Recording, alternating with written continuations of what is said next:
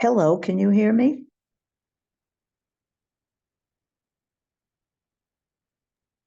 I can hear you. Oh, good. Now I can mute myself and be quiet. Me too. Are you going to be on with Moshe, or are you just No, I talked to him a little earlier when he went bowling. bowling? Oh, nice. Yeah, so now he's driving home and I told him I'm here. Okay. All right. All right. I'll see you in a while. Yes. You know what, Liz? I can't believe it's Tuesday. Right? I can't believe, weren't we just on? Yes. Holy Toledo. And the closer next Tuesday gets. I really want to. Wait. I didn't hear what did you say, Liz? I said the closer next Tuesday gets, the more nervous I. Yes. Are you going to Israel? Tuesday. No, not next Tuesday.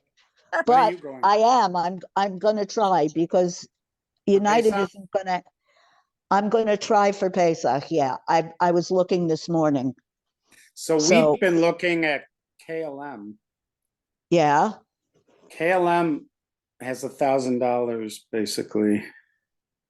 Yeah, The because one when I looked last week, it was 2,500. Right. So it depends what day you go. But if you play around with the dates you go and the days you come back, they have it like around 1,000. And we held off on it because so far just to see, because on the way there, there's like a 13-hour layover in Amsterdam. On the way back, the flight, I don't remember if it was KLM or something else, but the flight just goes from Tel Aviv to New York to JFK. And there's only a 3-hour layover in JFK. So the way back wasn't a problem. The way there was, but it's an overnight flight. You get into Amsterdam in the morning. So in theory, you could do a little traveling in Amsterdam. You could go during the day. Anyways, it was the most encouraging thing was it was around 1,000. Yeah, that is good. Yeah, round trip. Okay. So I'll keep hunting. Okay. I heard David in the background there saying something. Yeah, yes, David's growling. As I understand it, we've been, first of all, we have Rabbi Katz's view that we're born with an innate moral sense. Right, which is sometimes called derech eretz kadma Torah. There's some kind of basic human morality that exists even but that's moral realism, but he believes we have access to it.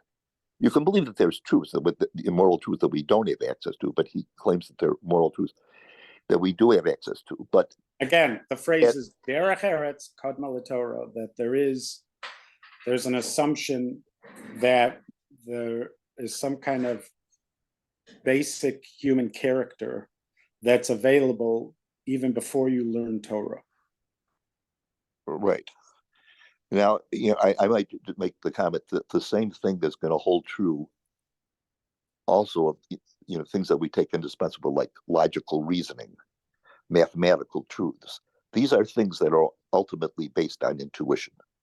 We talked about this before. You have a foundationalist, and there's certain sources of knowledge that you take as being sufficiently reliable. And my specific thing is this: the Rabbi Katz seems to claim that the evidence, like in the trolley case specifically, that the there's a large consensus in the fact that in the basic case of switching, in order to save by killing one and saving five, that it's justified. And that in the case where you're pushing the fat man, we tend to say that it's unjustified. Okay. Right. Now, just as a technical point, what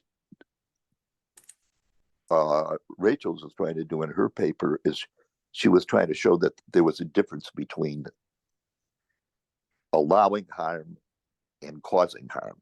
And she thought that by using those two notions, you could explain the differing intuitions. But my question is, I claim that consensus that Rabbi Tatz appeals to does not exist.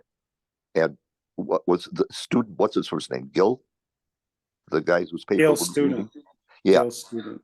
I'm a lot more with him. First of all, like in the trolley case, it depends on, who's involved. If it was absolute morality, you would think that it doesn't make any difference who's on the tracks, but it makes a difference. If it's your kid or grandkid on the track, people do not have the same response. If you reframe the question, let's say that you give the people a series of tests, A, B, C, fat man thing, if you give them the case of the drawbridge where you're pushing the fat man off, a higher percentage of those tend to say that it's impermissible in order to switch. A significantly higher portion. If you reverse the question and you say, and you give them the switch first, they tend to be much more permissive towards actually pushing the fat man off. And then there's a further variant, which is trapdoor, and which is where the guy, the fat guy, he's standing on a trapdoor, and you don't push him now, but you pull a lever. And a lot more people, I forgot what it is, say that it's permissible to pull the lever, but it's not permissible to push the guy. So my general point is, I don't know why it doesn't. All you have to show, I think all he has to show is there's a scenario where almost everybody agrees. He's just showing you an evidence of something. He's not drawing the parameters of it. He's just showing you evidence of something. But evidence of what? But evidence of some kind of, you have found some place, some indication or evidence of a decision-making apparatus that seems to be shared by human beings. It seems to be shared by human beings. But the fact that you can manipulate it and change it, and then you get differences, that would be more, it's more about understanding it or its limitations. He's just showing you the evidence of it, that it exists. I'm showing you this place. But it doesn't, but if you want to define that and draw the parameters of it, then you could explore that further, which they're doing by asking all those other questions. Yeah, but it seems the basic intuition, like my basic intuition now, and as a matter of fact, Judith Jarvis Thompson, who was the one who proposed the switch, she changed her mind. I don't believe that it's permissible. I mean, it doesn't matter. Doesn't matter. That would be, like you said, you brought Rabbi Yosef. You brought Rabbi Yosef after the fact. You're applying intellect and learned morality. This is what I'm just saying. You're applying your intellect and earned morality to the review of something. He's just showing you that before you ever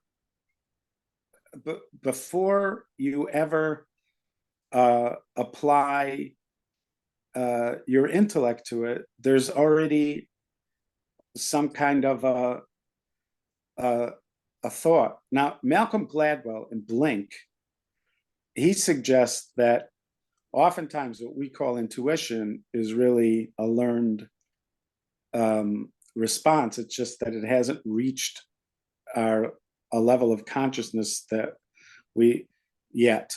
So it's he cites all these studies of of doctors in triage who are making very quick decisions. If you ask them to explain it in the moment, they don't necessarily have an articulated explanation, but the study afterwards showed that it conforms with decisions that would have been made in after study. Like in other words, these were the correct decisions.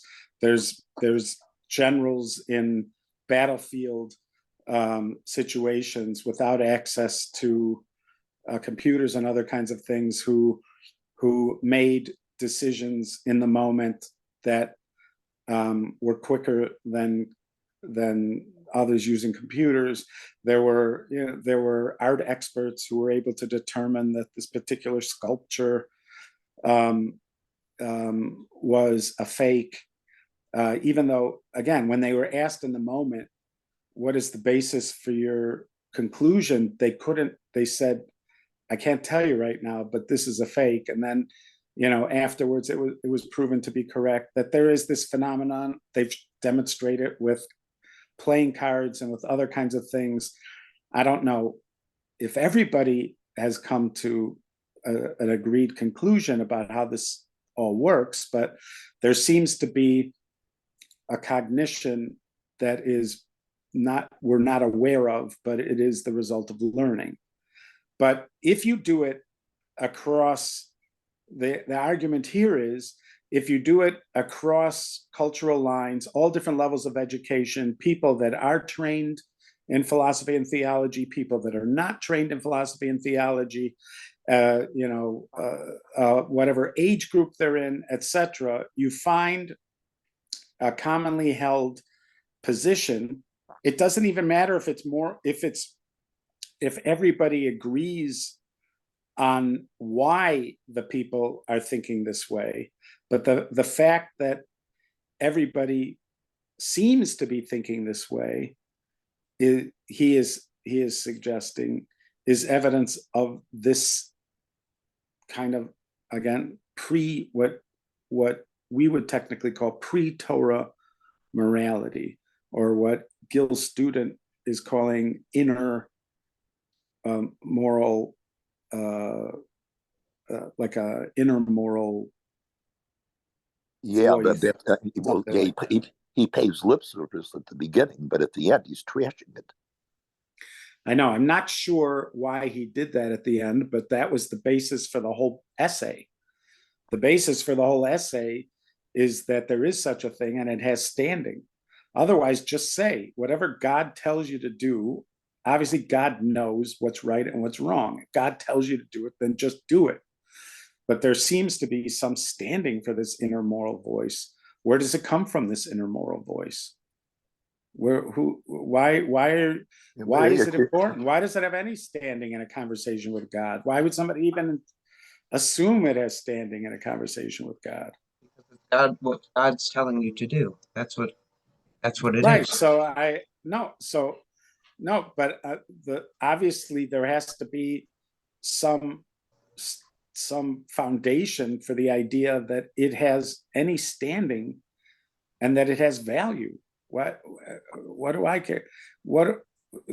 I have a thought. Who cares? God just told me to do something. Why would I think that a thought that pops up in my mind, or a feeling that pops up in my heart, has any standing in a conversation with God, unless we're being mentored to believe that it does have standing.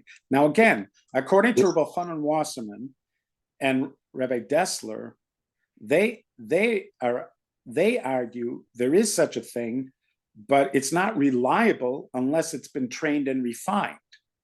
Exactly. And right, and that, so you are not going to be able to it doesn't have standing or particular meaning unless it's been trained and refined.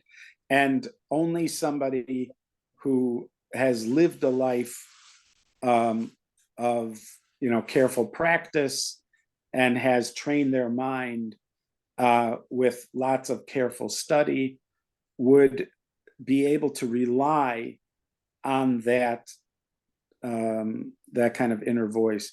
There are some people who identify it as the same thing as what they call das Torah. There's this notion of das Torah that's emerged in the last, I don't know how long, not longer than the last couple hundred years, that there is a kind of reliable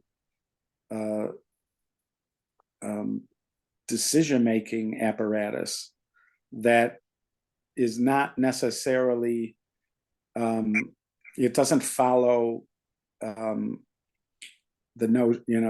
proofs. In other words, it's not subject to proof. So you can't build it with an argument like you would regularly build an argument. But right. It's a reliable it's a kind of intuition, but it's not simply intuition. It's a kind of refined kind of notion like that. And maybe, but if you would say that, then Gil Student's whole essay, or who cares what he thinks about the morality, or if Nathaniel Helfgott thinks about the morality of Amalek. I should be asking Reb Elyashiv or Moshe Feinstein or the Vilna Gaon, or those are the only people's, if they're bothered by it, then let them say that. But you and I, this is not a conversation for you and me. And if I feel some kind of moral pushback when I read a halacha, that's just an indication, most likely, that I don't have a well-defined das Torah. But you could say that it's not what, and it could be that Akiva Tatz would agree with that. He's not saying that we should make decisions based on this. He's just showing that this exists. Maybe it exists in some kind of infancy. No, it exists, but you can't take the fact that it's something we call a priori or prima facie and say because of that sort of purity of it, that it should be given a higher status because it's immediate. It still needs reflection. All right, so you agree with you're sort of agreeing with Reb Dessler and Reb Elchanan Wasserman.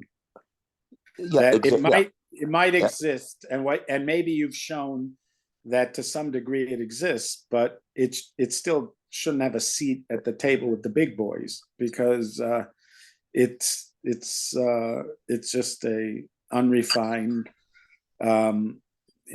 ability. But it if you want a seat at the table with the big boys, then your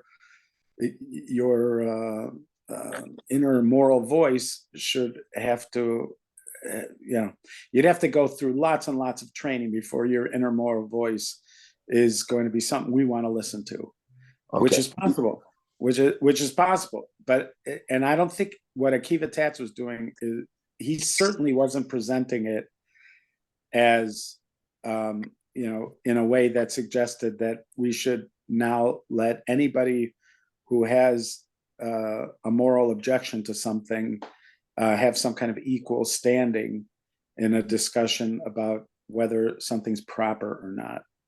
I think he would agree with you on that. Yeah, but it's just he's just showing that it exists, because guys like Ken Spiro and others. Ken Spiro, I just happen to mention because he's a popular speaker. He happens to be coming. I just noticed he's coming to speaking in Deerfield next week. But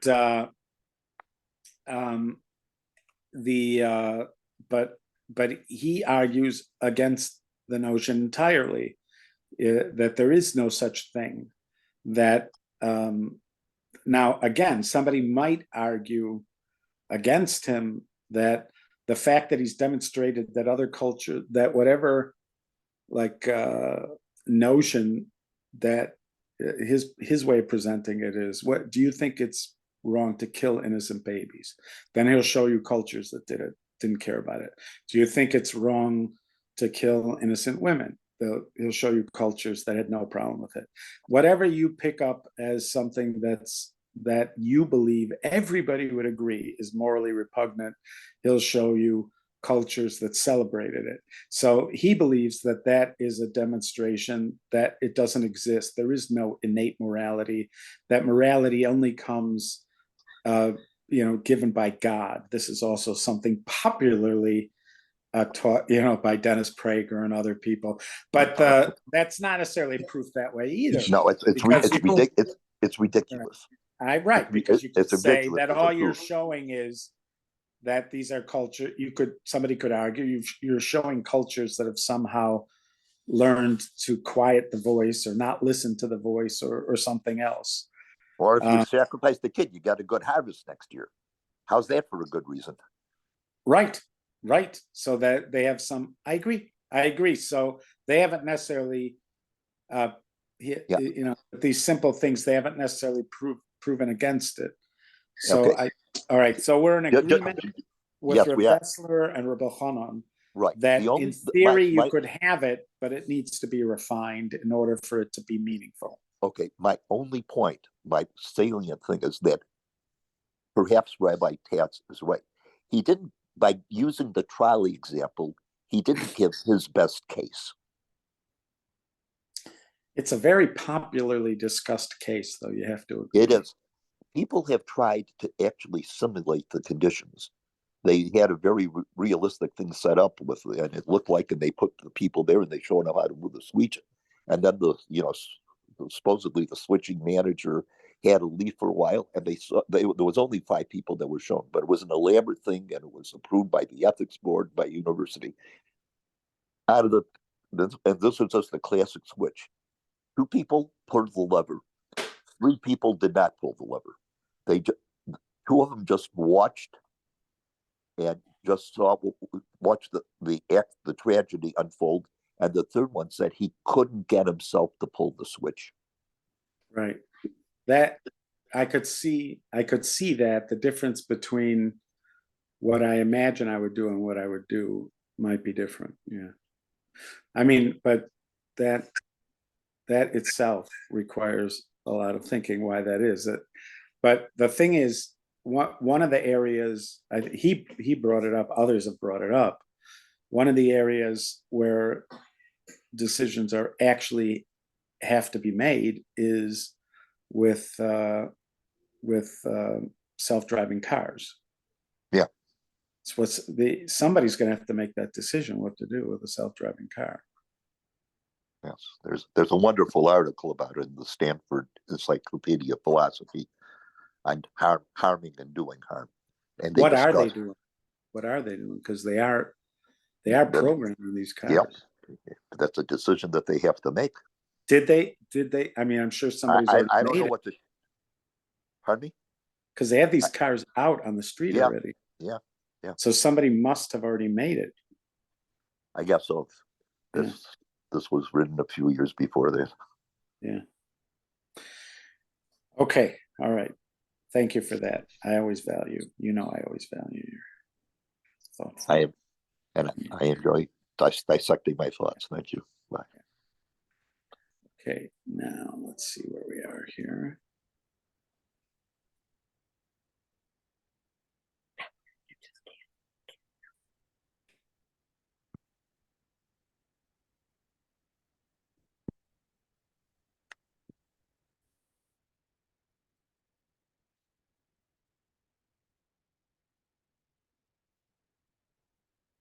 Oh yeah, we were going to talk about defecating. Defecating and halacha. I'm sure it would be a very popular book. There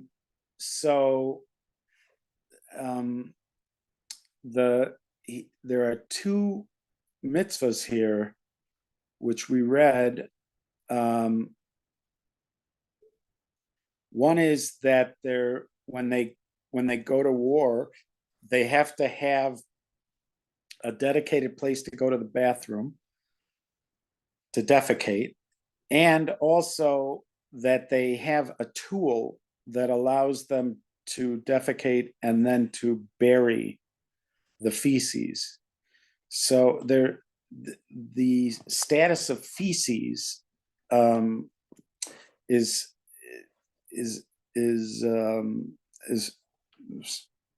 in this case the subject, and it seems to be something that is, we'll call it unclean. It's considered unclean, and not just like garbage, but something where there's care that it be covered.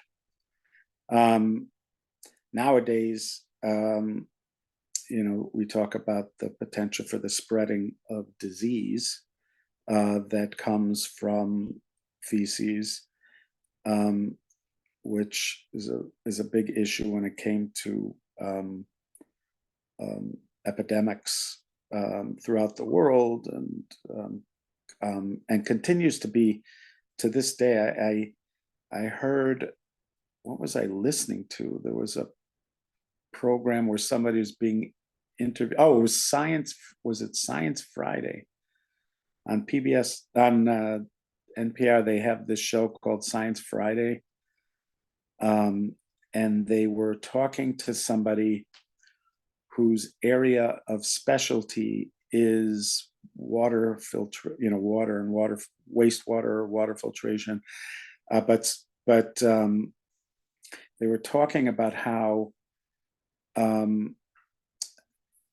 studying wastewater is an extremely effective way of studying epidemics. Even like the results of studying wastewater at different places was hugely effective at determining the degree of infection of COVID. And even there were special variants of COVID that they were able to track. In one case, Hey, Rabbi, I wouldn't Yeah. trust NPR to tell me the color of the sky. Right, but this wasn't NPR. This was a person who actually, this was a person who was actually, working in the field of, was actually involved in this science. Well, Rabbi, they put stuff in, like I probably All right, studied you could judge. equivalent You'll amount. judge it afterwards. You'll But judge it yeah, after. Okay, but you'll judge it afterwards whether you should listen to it or not. I'm filtering it for you. So they were able to track a particular variant of COVID to an office building, and they, in other words, they were able to determine that there was one employee working in that office building that had this particular variant, but a very virulent condition of that variant. So while they were talking about it, she was pointing out that technically, and it's become an issue, an ethical issue, which is now somewhat controversial, which is that in theory, they could track individuals by testing the wastewater. In other words, because they can get genetic material from the wastewater. So if they had somebody's specific genetic makeup, they could, and they had a suspicion that the person was in a particular area, they could test the wastewater that's coming from the broad general area and then start to track it down to more and more specific areas. In theory, you would be able to find somebody based on just using their, the stuff in the wastewater. So, and certainly when it comes to, the big topic of waste is the fact that it can carry disease, and the need to separate waste from drinking water and etc. has already been recognized for a long time as one of the most important ways of preventing the spread of infectious diseases like typhoid and other kinds of diseases that were widely spread. This was one of the ways it ended up getting spread very far, and certainly the Black Plague and other kinds of things, which people, I mean, there were other ways that the plague could be spread. It didn't have to be spread through your waste. But so anyways, that one, in modern times, the idea that you have to be careful about where your feces are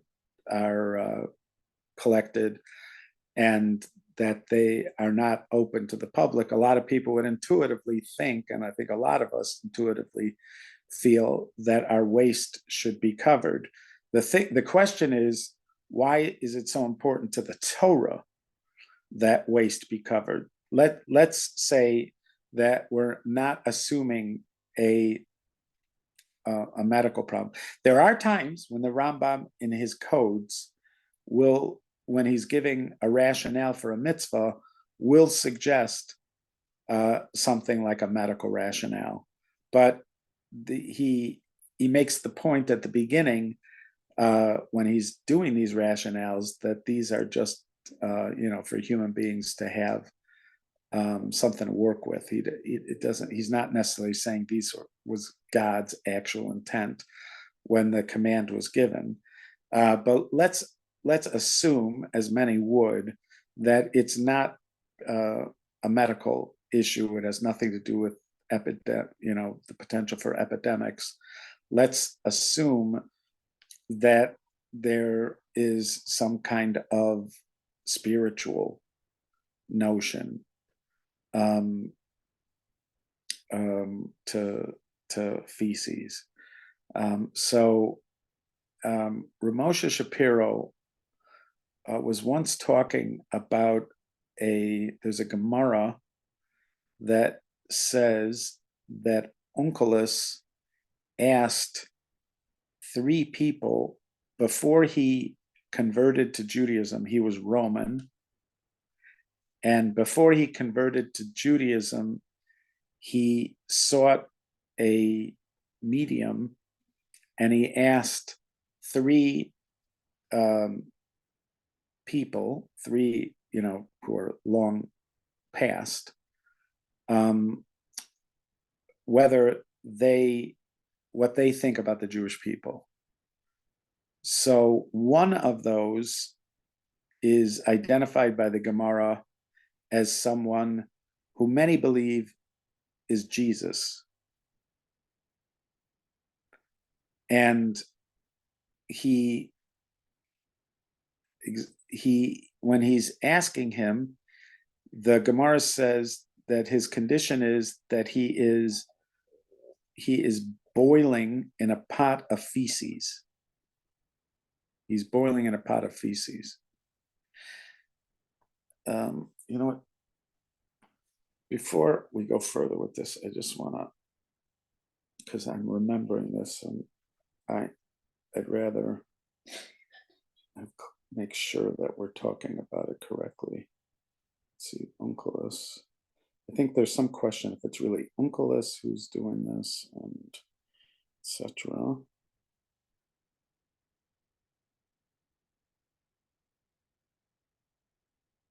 Let's just see here. So this is Gittin 57a. All right, let's just make sure we're talking about the right thing here.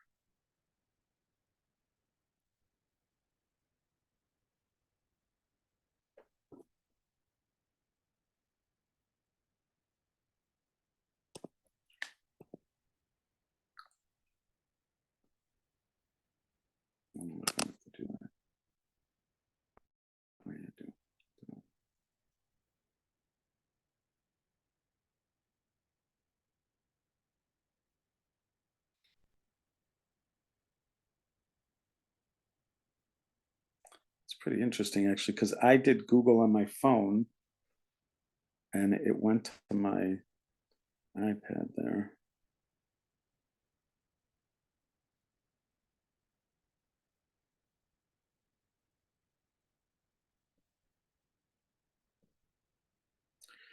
Okay, so here's Onkelos then went and raised Jesus the Nazarene from the grave through necromancy.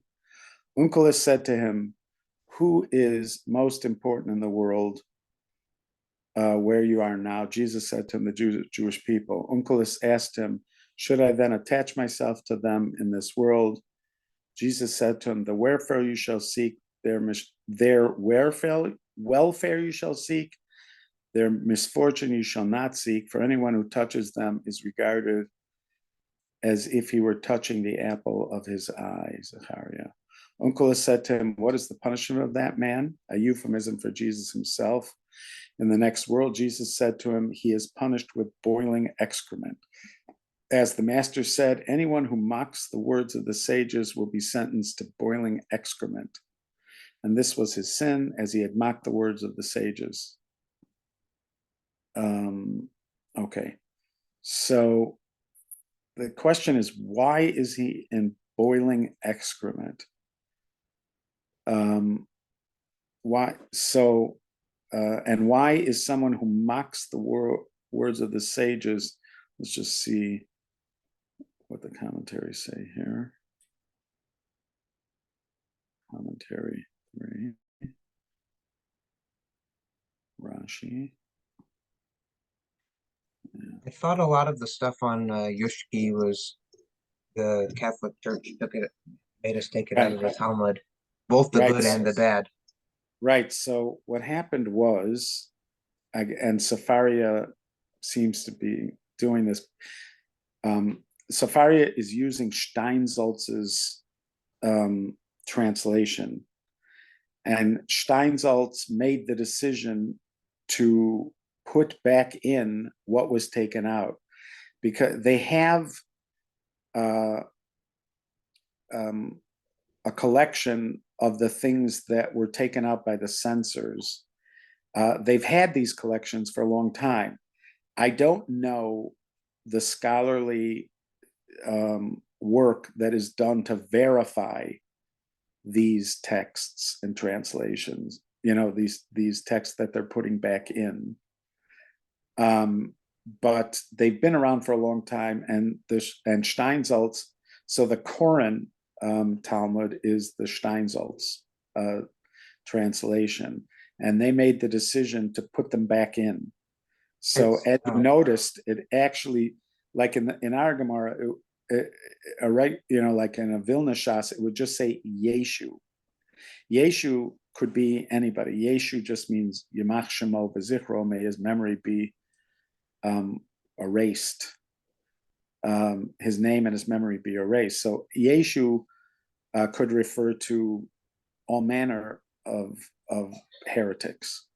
In fact, there are Gemaras where the tradition is talking about Jesus, and it doesn't really historically make sense that it's talking about Jesus.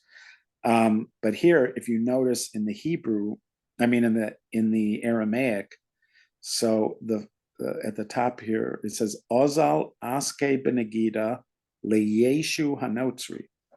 So he is specifically identifying the Nazarene, from Nazareth, Yeshu the Nazarene. So you would not see this in a Vilna edition, which is the one most commonly used. It will just say Yeshu. I do think for the stuff the church censored, there's a pretty public knowledge of what that was, but I think there was also some stuff certain rabbis tried to self-censor. I think it might have been the Crusades or the Black Plague. And I think I don't know. I must admit, I've seen, like, there's been times when I've sort of thumbed through before the Steinsaltz did this. I would thumb through, because there are volumes that they claim to have the texts that were censored, but I didn't do research on where it comes from and how they know it's authentic, and who the censor was and who wasn't the censor. Yeah. But this one, they're comfortable saying that this actually is about Jesus. What I remember reading was that I think at some point, some rabbis took out some stuff that was positive about him. I forgot what year it was. And then there was only stuff that was negative. And then back, like in the 1400s or 1500s, the church said, you can't have any of this negative stuff. This is heretical. You got to take it out. And then that was also taken. I'm sure this happened many times, because like in the 1200s, all the Talmuds in Paris were burnt.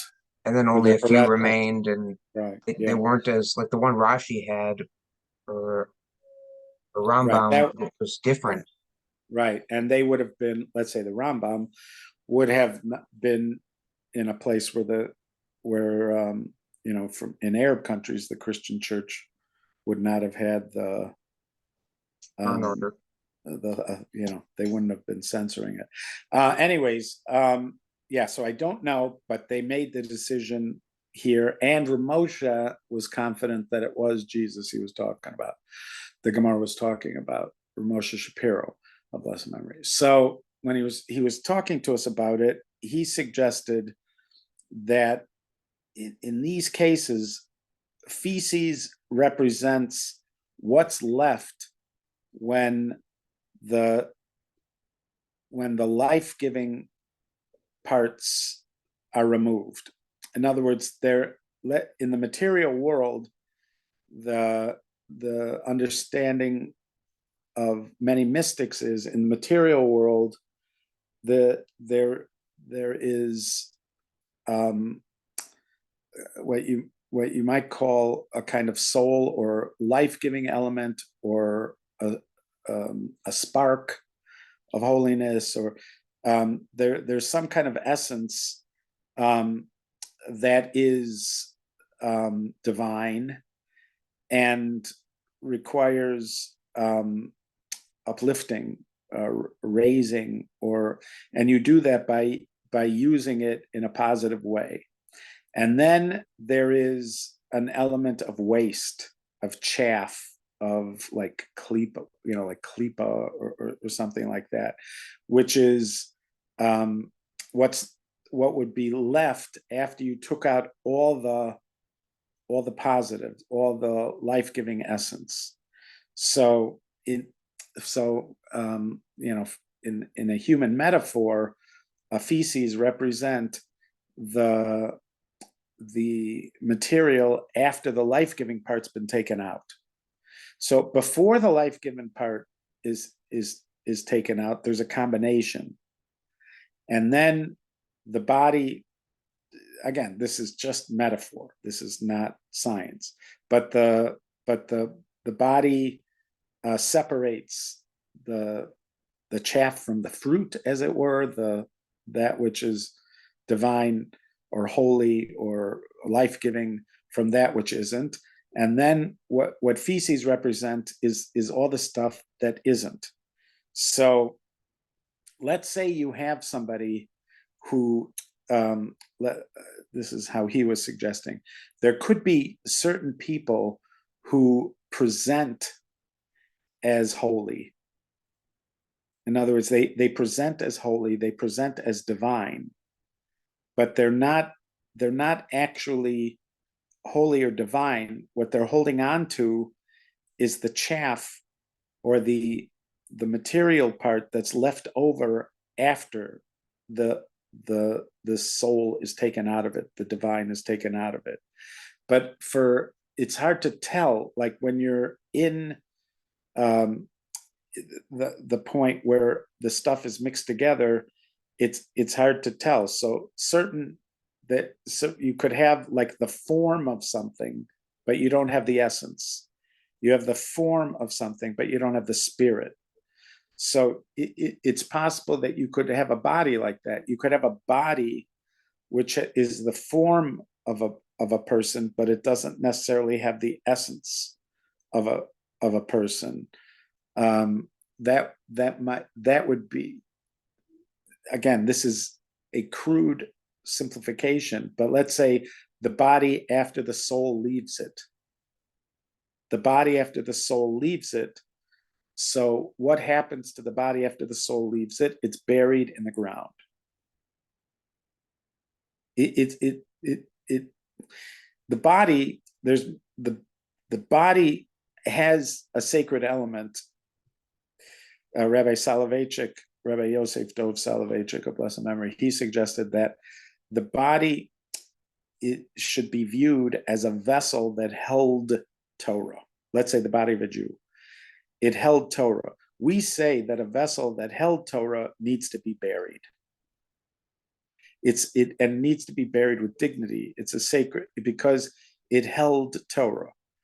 The body isn't necessarily Torah itself, but it held Torah, just like something else that held Torah, held a Sefer Torah, like the wooden parts of a Sefer Torah, they also are buried.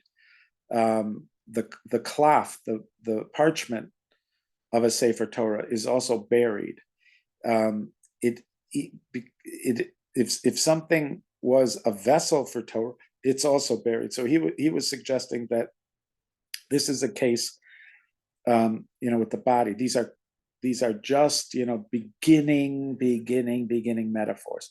So you could say something like this, something to some degree, you could say something like this. This is a crude metaphor, but you could say the feces are buried because it held the life-giving matter, especially, again, life-giving is not entirely enough for Rabbi Soloveitchik's metaphor, but there does seem to be some kind of interesting parallel here, that the feces are buried and a body is buried.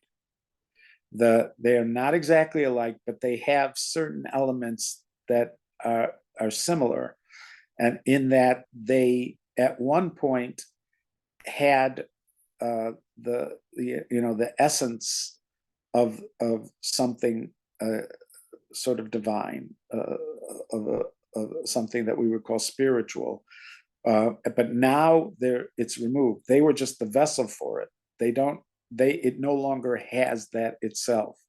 So he was suggesting the Gemara is, by putting Jesus in this scenario, the Gemara is suggesting that he had something like that. Like he grasped onto something that had spirit in it, but all that was left with him is the feces. There's not the thing itself is not left with him. He doesn't have the thing itself. He didn't have the soul of it. He only has the material leftovers, which would be what feces represents, something like that. Okay. That was a messy topic.